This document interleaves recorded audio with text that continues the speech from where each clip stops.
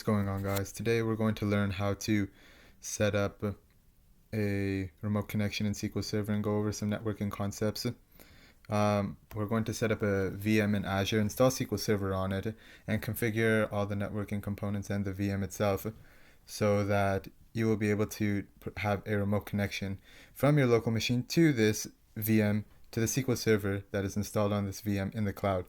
We're going to configure a network security group to allow inbound connections on port 1433, create a firewall rule to make sure that the firewall doesn't block our connection, configure SQL Server in the configuration manager to allow remote connections on TCP, IP on port 1433, and create a SQL login for our remote machine to authenticate itself to the SQL Server. If you understand all these things, you can probably just skip to the tutorial, but if you don't, I'll make sure to walk through it step by step, all the concepts, so you understand. SQL Server follows a client-server architecture, and all that means is there's a client side and there's a server side, and when you use SSMS, the machine you're using it from is using it from the perspective of the client, and depending on how you configured your network, it will send it over to the SQL Server and it creates a response. Same way any other client server, very similar to how other client server architectures work. There's a client, sends a request, it goes over private network or the internet, server receives that request and sends a response. And guys, when I use the word server, just server and just the word server in general, all the server is it's just a computer. Any computer can be a server. Your own computer can be a server. The only thing that makes a server unique from other computers is the software installed on it. Typically, if it's a Windows server, it'll have the Windows Server OS installed on it, or it might in this case just have SQL Server installed on it, or Nginx, or some other server software, Apache, but it just has a particular server software installed on it. And when I use the word internet, one thing to note is if you don't understand what I mean when I say the packets are or your network traffic is routed over private network or internet, just think of it like this. Like the way client server architecture works is very similar to the way it works when you send mail to somebody. When you send mail, your mail goes, you send it to some service that'll send the mail, and there'll be a lot of intermediate steps between you sending mail to your recipient. You might drop off your mail in a mailbox, then the mailbox will be picked up by some postman, driven to some post office, and then it'll go onto some plane, and then that plane will go to another post office, and then go to some other to the address, to some distribution center, and then be shipped off to the address. You see, there was a lot of intermediate steps, and perhaps this one mail service that you sent to works with other mail services who have different ways of handling the mail, and basically you don't have any control over how this mail is being handled. And you can think of a network that way. It's just a bunch of devices connected. A network is just a bunch of devices connected to each other that can communicate with each other. And internet is just a bunch of interconnected networks. And when you send information over the internet, it's traveling across these networks, and you have no control over how this information is handled. And companies do not like that. It is exposed. It's not safe. It's not private. And all private internet is you could think of it, if we go back to the mail analogy, is imagine if you sent the mail, but you use every place where the mail is being, all those intermediate stops that the mail has. So the post office, the plane, the distribution centers, you own all of those. So the mail is being you have greater control over how your mail gets handled. And as a result, it's a safer, and you're highly aware of this process.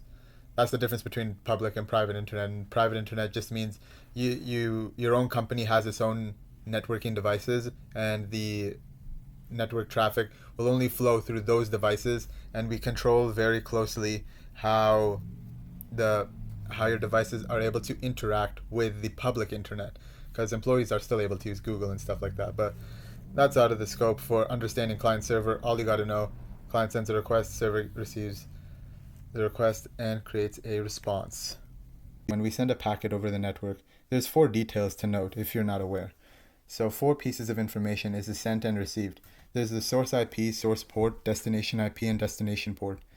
Now, you might be thinking all the IP address does is tell which device on the network will receive your traffic. So it's just to outline the address, like I mean the device of your the source device and the destination device. But what does the port number for? If the correct device is already receiving the packet that you're looking for, then why do we need a port number? It's simple. When on your device, you have many applications running. If you receive some information, which application, how can we tell which application is supposed to receive it? You don't want the wrong app. If I'm logging into my bank account, I want to make sure my bank is receiving my username and password, my bank number, not the wrong application. That's where the port number comes in. It helps specify which application will receive your data, and the wrong so that the correct application receives it. So IP address tells which device, and port number tells which application will receive the network traffic. I've been using this word inbound and outbound traffic, and I'll just clarify what this vocabulary means real quick. So all outbound traffic is it means you are the one sending the traffic. It's like if I'm sending a mail to my friend, if I live in US and my friend lives in Europe, my mail is going through so many in between points. Like if I'm the one sending to the mail from US to Europe, I am sending the outbound traffic, and my friend in Europe is going to receive an inbound traffic. Okay, guys, it's time for the demo. As we discussed, we're making a VM. We're going to install SQL Server on it, and connect to it from our local machine. We're using the Azure Cloud Services platform to do this. Here I'm making a resource group. I'm walking you through how to make a VM. A resource group is just a logical container to hold all your resources. Name this, I'll just name my VM VM1. You can name it whatever you want. And I just choose the East US region. They have almost all the features because features are region based. So it's your choice, which it's not like we're using many features anyway. I don't care about infrastructure. All the region really means is when you make this resource is created in a physical data center because remember, cloud services are just you renting Microsoft's computers. And they put and these computers, these servers are in data centers, and they have many data centers over the world, which is one of the reasons they're so appealing to other companies. They got their data centers, people, they got their thorough infrastructure for high availability and disaster recovery scenarios, and people value that, but they don't have the features available at each data center. The services is the correct word available is not the same. So I just always use the East US because it's the easy. But if you were to pick a data center probably closer to your geographical location, you might get faster service, but I don't care. I'm going to delete this I'm going to delete this resource group after, and we're doing just a pretty simple lab. Those are things to consider in the, perhaps if you're building some solution for some client, we're going to install the Windows Data Center 2019. I don't care that I'm going to pick a more better performance CPU so that that my VM works nicely. As we mentioned, I'm going to delete this right after I make it, and this really shouldn't take that long. So I'm not too concerned about a 10 cent per hour difference between a lower compute power VM and a higher compute power VM. I'm gonna make the administrator account and make sure that you allow for you select port 3389 as an inbound port. That's important. Otherwise, you cannot remote desktop connect, as we mentioned. There's inbound connections and outbound connections, and always want to make sure that you always want to make sure that if the 3389 is not open, then your VM won't be able to listen to you trying to connect. If it's not listening, you won't be able to connect in order to, as we were mentioning. I'm not going to mess around with the disk. The basic configuration is good. For networking, we're going to make a new virtual network. Remember, guys, all devices that you make are on a virtual network. This just means that a network the is just a bunch of devices connected together. This is just a logical network. It's not like so they're going to just make their configurations in order to allow for your devices. If you were to add more to based off of the rules that you set for your virtual network to enforce those rules and allow traffic be to be routed accordingly. This is going to make a new subnet. This VM gets a public IP so that we can connect to it if we need a public IP. And we're not going to change anything here. Just remember port 3389 should be enabled. Going to go to management. We're not doing any management, not doing any monitoring, nothing here, nothing here. And we're going to now create this VM. This just costs 37 cents US cents per hour. So um, that's how much this will actually cost you to do. There's a $200 free credit that Azure provides.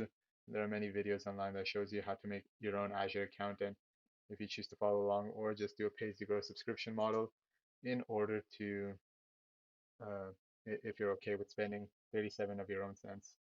Um, one thing to note, if you guys don't know, like subscriptions are pretty straightforward. The way Azure Services works is it's basically just the same way any other subscription service works. So when you subscribe to any sort of service, for example, your Netflix account, your Netflix account is associated with a credit card, and that credit card gets charged, and it's the same thing here. Your subscription account gets linked to your credit card or whatever payment method you choose, and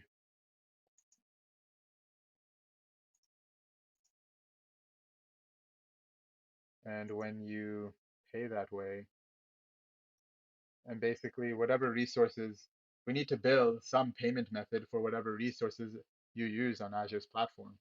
So that payment method is associated to an account. So that's what a subscription is. Now we are RDPing into this VM, and I just downloaded the RDP file. If you guys didn't see, all you just go is you go to the VM you just made, and you just go to connect it. You can easily access it by just seeing your resource groups. And again, you can see my VMs there, and you just connect. You can connect from here and get all your connectivity options. Now we're gonna go, you can just click yes here to allow your device to be discoverable amongst other devices on your network. I'm not gonna mess with the server manager today. So we're gonna go into Edge and install SQL Server, and then we got a couple of steps from there. So I'm not gonna disable these.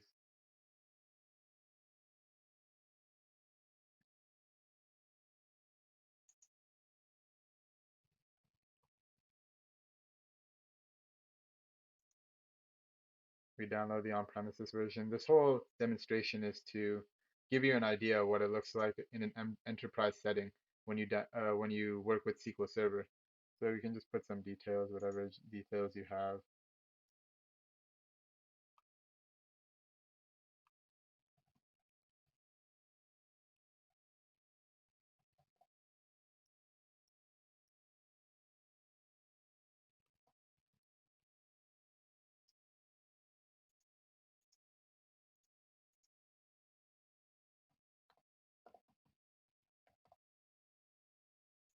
And now we can just download this.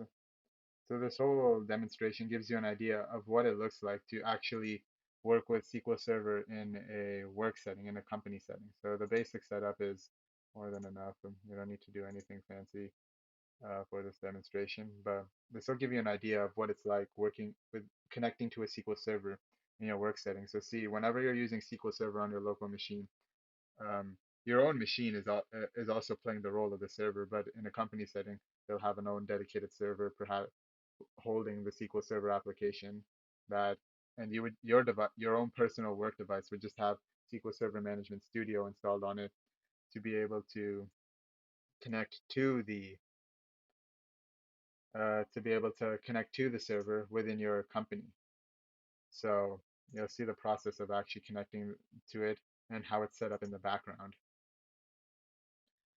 And typically that server might be interacting with you, the user, for whatever reason you're using it. Perhaps you're a business analyst, but that server might also be connected to some application, some OLAP application, OLTP application, some dashboards. So it's multiple uses. That's why depending on the workload and the requirements of the business, that server will be doing a lot of things and being used in a lot of different ways.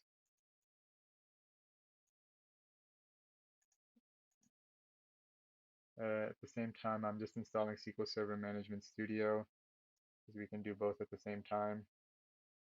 I mean, you guys know that SQL Server is the server side application, and SQL Server Management Studio is just the GUI application, graphical user interface application that allows us to actually interact with the server, do whatever we want, run our queries on the server, see the performance of the server. Like different other database management systems don't have some of like MySQL also have their own graphic user interfaces, like the Workbench or the PostgreSQL has also their own graphic user interface.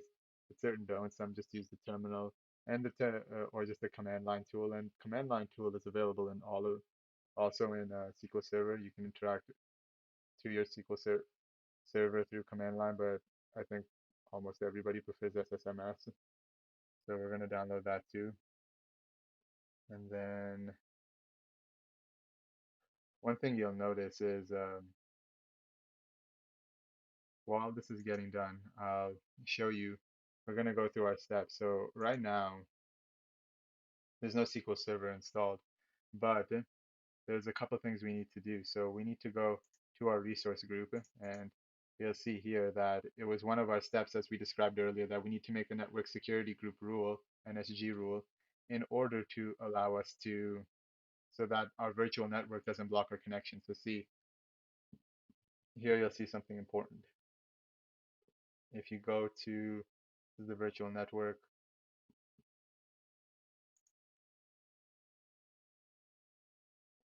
and if you go to,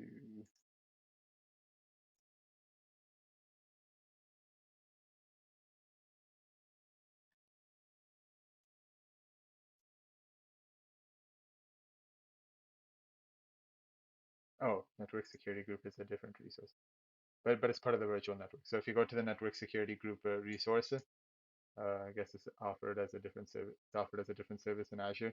So this is the critical detail of that. This is the critical information. So you see this rule? It denies all inbound requests to this virtual network.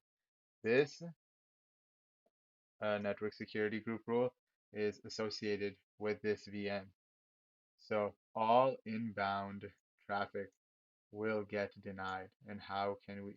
So when I send my request to the SQL server, this network security group rule will stop me from connecting. But you see, when we allowed during the setup of our VM to allow RDP, this rule got created to allow for connections on 3389. So another rule of a different priority was created, and this will override this priority. So we need to do a similar thing for SQL Server. So for the SQL Server, and as I mentioned earlier, SQL Server listens on port 1433. So we got to allow TCP connections on port 1433 so that this network security group doesn't block our connection. So we'll do that right now. Uh, where's the ad?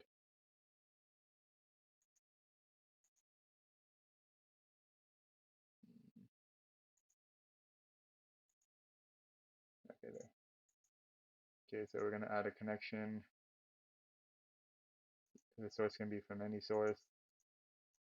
Destination, any service. Microsoft SQL. So see it already filled in. Destination port, the TCP, priority 310, and we allow Microsoft SQL inbound. So that's one step. Next, we should just open up SQL Server.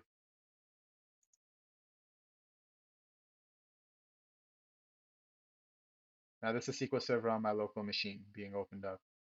This isn't another SQL Server. Don't confuse this with the remote SQL Server. Okay, great. So that's the SQL Server on my machine. Okay, SSMS finished downloading. And I think, okay, okay, and the SQL Server finished downloading too. So, wait a sec. Did this download? Oh, I must have opened it multiple times.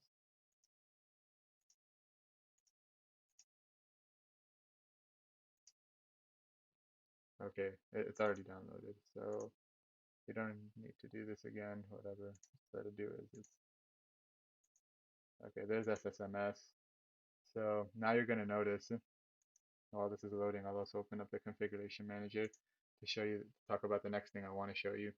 So right now you're gonna notice I mentioned that that remote connections are enabled through TCP. So if we go to the configuration manager, which lets us configure different things about the instance, you see currently TCP is disabled. The way that we're going to connect to this SQL Server is through shared memory, which means it uses the resources of this VM internally to be to route the connection. That won't work for, but we're not going to do that for the remote connection. So see right now, I'm about to get an error when I try connecting here, and yeah, you'll see why. See, the certificate chain issued was not trusted. Now, to summarize what this error means is simply is when you go and you visit different websites, this the whole concept of certificate authorities. When you go and you visit different websites, so for example, if you try and log into your bank account, how do you know that your bank account is your bank account? You're entering your details to the correct website. How do you know it's not just some copy, some super good copy that's taking your details? This is because of the certificate authority. So because the website has a certificate that got issued by the certificate authority. You see, your browser will check the certificate provided by a website, and if it's provided by this, if it sees that it's assigned by a certificate authority, then it'll trust that website, that that website is legitimate. And what are certificate authorities? Certificate authorities are, in essence, these entities that that the whole world trusts to verify the uh, to verify the people who the companies who ask for their certificates. So basically, they're the people that the whole world trusts. That when we see that they sign a certificate, that whatever website we're visiting is the correct website. They offer verification. So right now we're getting this error because there's no verification here. We didn't set up any sort of server certificate. Most companies will, so we're just going to trust the server certificate. That'll be fine. Now we're connected to the VM through shared memory. So we're going to disable this and we're going to enable TCP IP. And what you're going to notice, if you see we need to restart the server in order for these changes to take effect. Don't forget to do this, guys. If you forget to do this, the changes do not take effect. Now, what is one thing you're going to notice? That it listens on port 1433. So you can explore these settings, but that's the thing I wanted you to notice. So right now the SQL Server restarted. Now if we connect again, you trust the server certificate, you should be fine. Now, look, this is the IP of the VM. No, this isn't the IP. Now, one more thing we got to do. We got to have a way to enter the server. Right now, we're just using our local admin account. There's different types of SQL Server authentication. You'll notice there's Windows or SQL Server. There's all these different Microsoft Entra, and Microsoft Entra is essentially Cloud Active Directory service. And just as briefly, Active Directory is it's not that hard, but it could be, there's quite a couple of details to it. What is Active Directory, guys? I'm glad I asked. So Active Directory is just when company has a bunch of devices, they want to control those devices because they don't like it when it's kind of risky when you think about it. You have your company information on those devices, and what if somebody who doesn't know a lot about tech goes ahead and accidentally installs a virus? Now all that company data can possibly be exposed to the virus. So how can we manage and control all these devices and make sure that we only that they're being used appropriately, that they're secure, that they're safe, that the right people are accessing them, that company that we can just allow people to work in an easier, more efficient way while not compromising any security. Active Directory. It's essentially a database that manages typically employee logins, but I could install it on a device if I wanted. It just manages the employees, their logins, their privileges, their permissions, and we use group policy to make sure that their devices follow certain rules and make sure that their devices we can configure certain rules about the devices. So we're not using Windows authentication means Active Directory is typically set up in your organization. We're going to use SQL Server authentication because it's faster. And that just means that the login I'm about to make will be stored in the server. Like so it's stored on the SQL Server application. So we just go here, new login. And we'll make whatever login we want. My login will be for Bob, whatever password. We will not enforce any password policy and we will make it. Now, one more thing, guys. When we installed it, when we installed SQL Server, or this login won't work. And this is because we're only in the Windows authentication mode. We need to pick this one so that it can accept SQL Server authentication. Now, this requires a restart. So SQL Server is restarting. Now everything is great, right? Now we're about once SQL Server finishes restarting, we can use SQL Server authentication. We can log in as Bob. We can trust the server certificate. And now the Bob login is made. One thing that you'll notice, guys, is we still can't connect to the thing I wanted to bring up is even though we configured the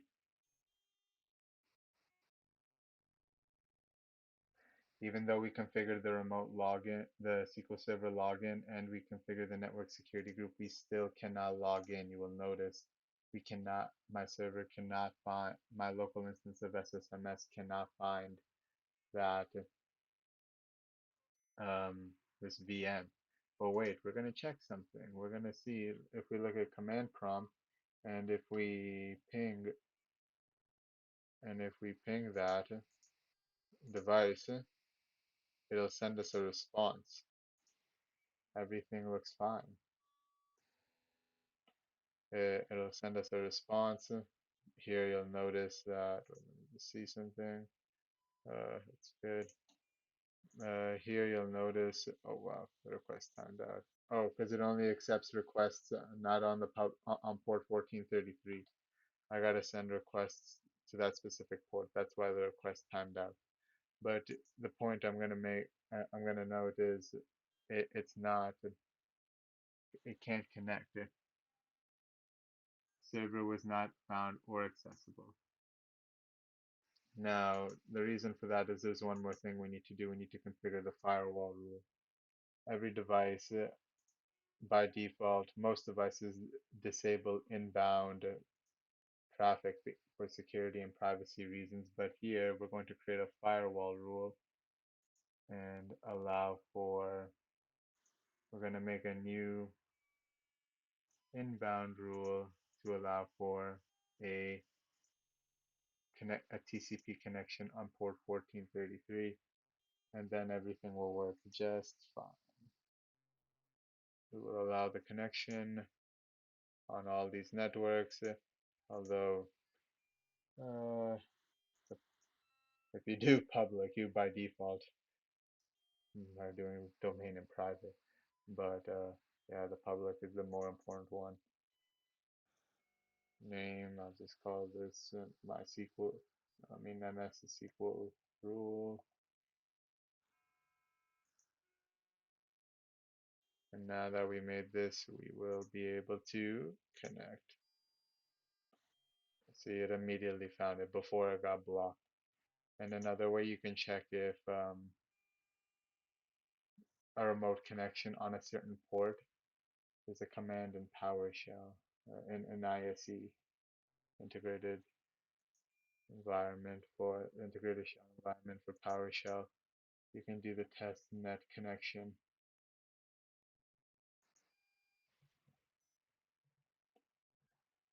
and it'll be on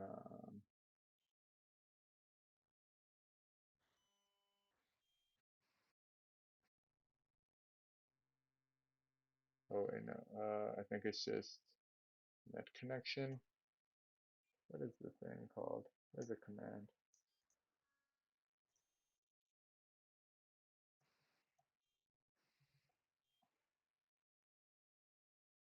Oh, that's how you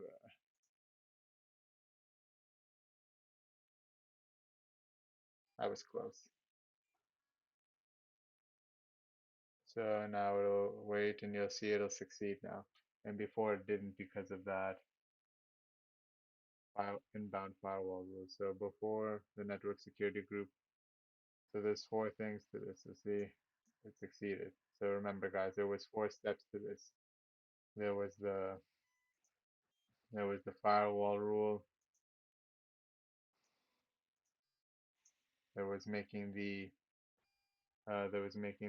network security group rule.